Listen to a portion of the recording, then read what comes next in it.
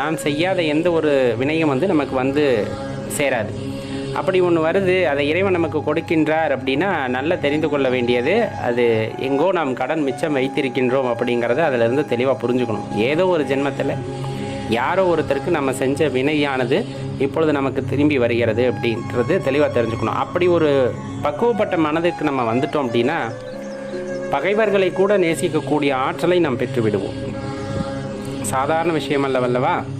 ஒருத்தர் நமக்கு துன்பம் செய்கிறார் அப்படிங்கும்போது அந்த துன்பத்தை நாம் அனுபவிப்போம். அதில் எந்த மாற்று கருத்துமே இல்லை. ரொம்ப கொடுமையானதாக கூட இருக்கும். ஆனால் இது எனக்கு அதுவாக நடந்திருக்குமா அப்படின்னு யோசிச்சா, ஏதோ ஒரு காலகட்டத்தில் நான் யாருக்கோ ஒன்று செஞ்சது திரும்பி வருது. ஏன்னா இந்த கர்மா அப்படிங்கிறது சாதாரண விஷயம் கிடையாது. நீ செய்யாத ஒன்று உனக்கு திரும்பி வராது. இல்லை இப்போ புதுசாக யாராச்சும் உங்களுக்கு செஞ்சுட்டாங்கனாலும் அமைதியாக இருந்துருங்க, அது அவங்களுக்கு திரும்பி போகும். உங்களுக்கு வேறு வகையில் அது பலனளிக்கக்கூடியதாக இருக்கும்.